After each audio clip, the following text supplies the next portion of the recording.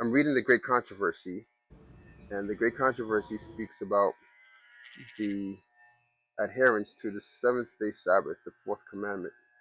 And I often think about it in terms of how you think about the Navy SEALs, and the Navy SEALs are like the elite force in the military, in the Navy. And what is Sabbath? Does Sabbath mean that we are going to be, our soul salvation depends on keeping the Sabbath? No, not necessarily. But what it does mean is that, what I believe is that it's a blessing. It strengthens you.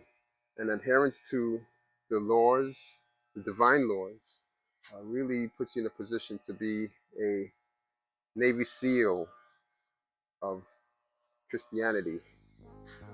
Follow the harder rules, the tough rules. Because if you can follow the tough rules, then you are more fit to lead and to be a witness and to minister.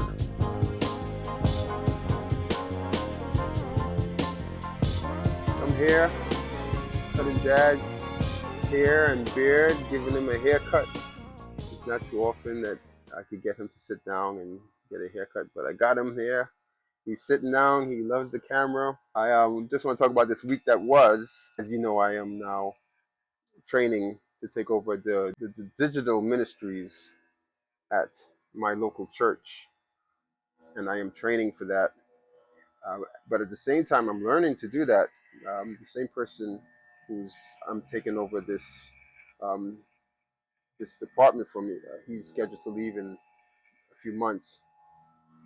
He's also a great neighbor, and also does the design and the artwork for the church. So he asked me to help him out with my artistic background as well.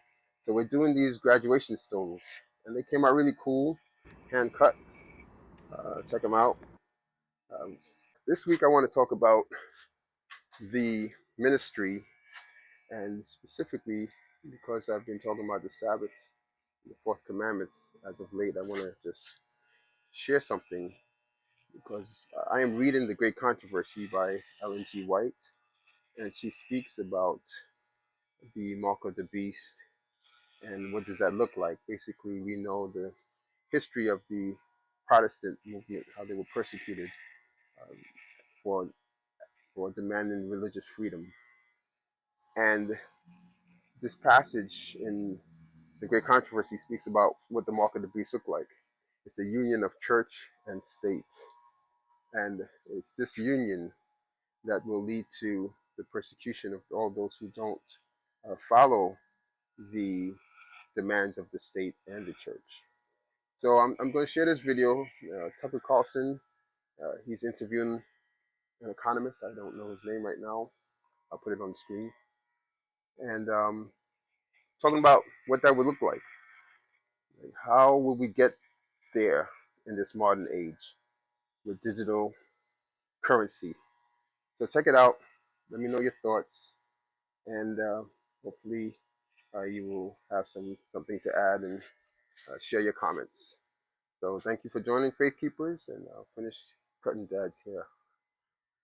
And as a wartime measure, of course, that's the ultimate. You know, if everything else fails, then definitely wartime measures would be used to introduce these measures. So we're heading towards digital control systems where we have no more control over our liquid assets. It will be, of course, programmable, permission-based. So only what the central planners allow you to use your money for, at what time and place and location will be permitted. And if you're in the wrong place, it's not going to work. And if you're buying the wrong book title, it's not going to work, and so on. I mean, there's no limit to how much you can fine-tune and control. Oh, but they don't have so much power. They can't control, millions of people. Well, this is what the drive to build all these hundreds, in fact, thousands of data centers is about. It is an organizational challenge to micromanage the world's population through the new financial world order. Yes, but they're working on solving that. AI is really about that.